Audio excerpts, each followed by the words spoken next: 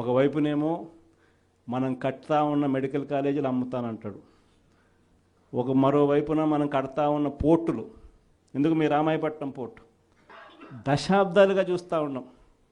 ఎవడన్నా పోర్టు కట్టాడా? ఈరోజు ఆ పోర్టు దాదాపుగా పూర్తిగా వస్తూ ఉంది. పోర్టు పూర్తిగా వస్తూ ఉంది. సముద్రంలో నుంచి షిప్ కూడా తీసుకొని రావచ్చు. అప్పుడే మన ఎన్నికల అయిపోయే టయానికే ఒక బర్త్ అయిపోయింది. ఇప్పుడు దాదాపుగా రెండో బర్త్ కూడా పూర్తయిపోస్తూ ఉంది. ఇలాంటి పోర్టులు రాష్ట్రం మొత్తం మీద మనం రాకమునుపు 4 ప్రదేశాలలో 6 పోర్టులు కడతా ఉంటే మన 5 ఏళ్లలోనే మనము మరో 4 పోర్టులు కట్టడానికి శ్రీకారం చుట్టాం. అవన్నీ ఇప్పుడు అమ్ముతాడట చెనిక్కాయలకు బెల్లాలకి. ఈ పోర్టులు కూడా అంతే, ఈ మెడికల్ కాలేజీలు కూడా అంతే. ఇది సంపద సృష్టి అని అంటారు. ఇవన్నీ పోర్టులు ఉంటే ఈ పోర్టుల వల్ల ఉద్యోగాలు వస్తాయి. ఈ పోర్టుల వల్ల రాష్ట్ర ప్రభుత్వానికి అదనపు ఆదాయాలు పెరుగుతాయి. దీన్ని సంపద సృష్టి అంటారు. ఇదే పోర్టు ఈరోజు కట్టడానికి 4,000 కోట్లు అవుతుందని అనుకుంటే, ఇదే పోర్టు ఇంకొక 10 ఏళ్లలో ఇదే పోర్టు కట్టడానికి 4,000 కాదు, కావాల్సింది 10,000 కోట్లు కావాల్సి వస్తుంది. అందుకే దీనిని సంపద సృష్టి అని అంటారు. పద్ధతి ప్రకారం అమ్మే కార్యక్రమాలు పెట్టినాడు తన దగ్గర వాళ్ళకి అందరికీ కూడా. ఇవన్నీ కూడా జరుగుతూ ఉన్నాయి. కాబట్టి మనందరినీ కూడా నేను కోరేది ఏంటంటే, అందరూ ఇక పోరుబాట పట్టాల్సిందే. మనం నేను వెలుగొండ ప్రాజెక్ట్ పూర్తి అయిపోయింది.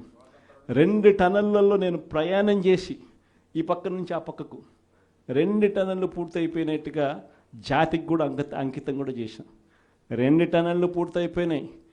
నల్లమల సాగర్ ప్రాజెక్టు రిజర్వాయర్ కూడా అయిపోయింది.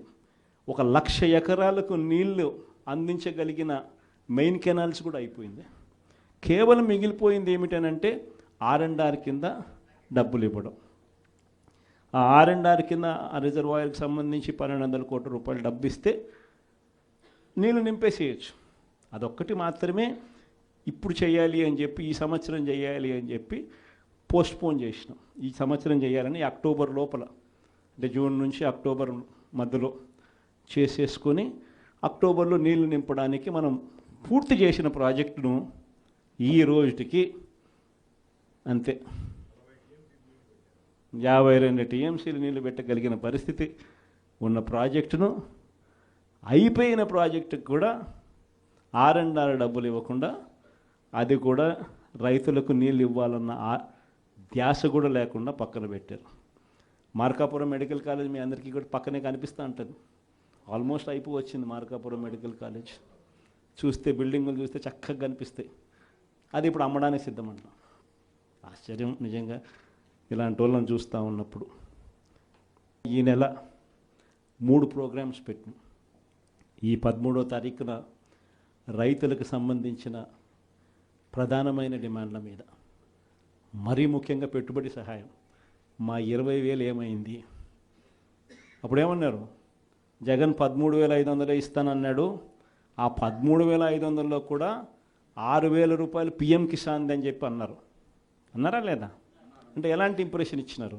వీళ్ళు ఇచ్చే 20,000 ఆ PM కిసాన్ 6,000 కాక, అది కాక మీరు 20,000 ఇస్తానట్టుగా ఇంప్రెషన్ ఇచ్చినారా? ఇప్పుడు ఏమైంది? అది పోయింది, ఇది పోయింది. ఎప్పుడేమైంది? అది పోయింది, ఇది పోయింది. ఇది నిలదీసే కార్యక్రమం. ప్లస్ ప్రతి చోట కూడా ధాన్యం పండించే ఏరియాలలో మరీ ముఖ్యంగా ఎక్కడ కూడా MSP రావడంలో, ఎవరిని అడిగినా 300 రూపాయలు 400 రూపాయలు తక్కువ రేటుకు అమ్ముకోవాల్సిన పరిస్థితిలో ధాన్యం కొనుగోలు జరుగుతూ ఉన్నాయి. ఎక్కడ కూడా ఉచిత పంటల బీమా, ఇంతకుముందు మన ప్రభుత్వంలో ఈ క్రాప్ చేసి ప్రతి ఒక్క రైతుకు ఉచిత పంటల బీమా అందుబాటులోకి తీసుకొచ్చాం. ఈరోజు ఉచిత పంటల బీమా ఎత్తేసినారు. వీటి అన్నిటి మీద క్వశ్చన్ చేస్తూ ఈ నెల 13వ తారీఖున కలెక్టరేట్ల దగ్గర రైతుల తరపున మనమంతా కూడా రైతులను వెంటేసుకొని పోయి కలెక్టర్లకు మనం వినతి పత్రం ఇస్తూ, అయ్యా రైతుల సమస్యలు ఇవి, పలకండి, పట్టించుకోండి అని చెప్పి గట్టిగా డిమాండ్ చేసే కార్యక్రమం 13వ తారీఖున చేస్తూ ఉన్నాం. అదే మాదిరిగా 27వ తారీఖున కరెంటు ఛార్జీల మీద బాధుడే బాధుడు. ఎన్నికలప్పుడు ఏమని చెప్పావయ్యా, కరెంటు ఛార్జీలు తగ్గిస్తానన్నావు, అన్నాడా లేదా? బాగా మన యూట్యూబ్లో కూడా నేను నా ట్వీట్లో కూడా పెట్టిన ఆయన అన్న మాటలు. అప్పుడు ఎంత గట్టిగా అన్నాడు, మామూలు గట్టిగా కాదు. నేనున్నా, నేను తగ్గిస్తా,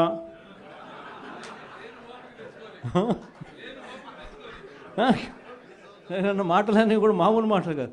తీరా వచ్చిన తర్వాత 6 నెలలు తిరక్క మునిపే 15,000 కోట్ల రూపాయలు బాధుడే బాధుడు ఉట్టి కరెంటు మీద. సో దీన్ని క్వశ్చన్ చేస్తూ 27వ తారీఖున జనవరి 3వ తారీఖున ఫీజు రీయింబర్స్మెంట్ అందక పిల్లలు ఇబ్బందులు పడతా ఉన్న పరిస్థితులు. మనం ప్రతి క్వార్టర్, ప్రతి 3 నెలలకు ఒకసారి పిల్లలకు 3 నెలలు అయిపోయిన వెంటనే ఫీజులు ఇస్తూ ఉన్న పరిస్థితి మన ప్రభుత్వం. విద్యా దీవెన, వసతి దీవెన క్వార్టర్ అయిపోయిన వెంటనే, 3 నెలలు అయిపోయిన వెంటనే 4వ నెల వెరిఫై చేసి 5వ నెలలో పిల్లల తల్లుల చేతుల్లో డబ్బులు పెట్టి పిల్లలకు విద్యా దీవెన, వసతి దీవెన కింద పూర్తి ఫీజు రీయింబర్స్మెంట్ మనం ఇస్తూ ఉంటే, ఈరోజు ఈ జనవరి వచ్చేసరికి 4 త్రైమాసికాలు, ప్రతి త్రైమాసికం తర్వాత ఇస్తూ ఉన్న మన పాలన 4 త్రైమాసికాలు అయినా కూడా పట్టించుకొని చంద్రబాబు పాలన. జనవరి, ఫిబ్రవరి, మార్చ్ సంబంధించిన త్రైమాసికం ఏప్రిల్లో వెరిఫికేషన్ చేసి మేలో ఇవ్వాలి. మేలో ఎన్నికలయ్యాయి అంతే. జూన్ వచ్చాడు, జూన్ 4వ తారీఖు అంతే. ఆన్ నుంచి స్టార్ట్ అయింది.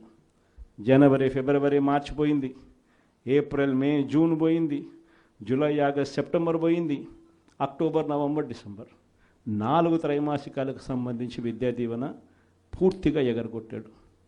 వసతి దీవెన కింద ప్రతి ఏప్రిల్లో మనం ఖచ్చితంగా క్రమం తప్పకుండా పిల్లలకు బోర్డింగ్ అండ్ లాడ్జింగ్ ఖర్చుల కోసం ఇస్తూ ఉంటుంది.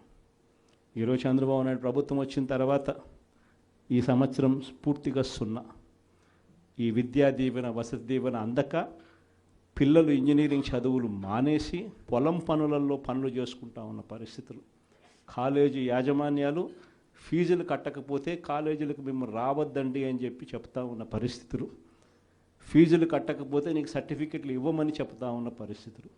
సో ఆ పిల్లల తరపున జనవరి 3వ తారీఖున విద్యా దీవెన, వసతి దీవెన ఎందుకు ఇవ్వడం లేదయ్యా అని చంద్రబాబు నాయుడు ప్రశ్నిస్తూ దాని మీద ఒక ధర్నా. సో ఈ 3 ప్రోగ్రామ్స్ ఈ డిసెంబర్, జనవరి 3వ తారీఖు వరకున మనం ప్రోగ్రాముల్లో అనౌన్స్ చేసినాం. ఈ 3 ప్రోగ్రాములు విజయవంతం చేయడంలో మీ పాత్ర చాలా అంటే చాలా అవసరము, చాలా అంటే చాలా క్రిటికల్ అన్నది కూడా ప్రతి ఒక్కరూ కూడా గమనించవలసిందిగా మీ అందరితో కూడా సవినీయంగా కూడా ప్రార్థిస్తా ఉన్నా. ఇది కాక నా ప్రోగ్రాంలు పార్టీ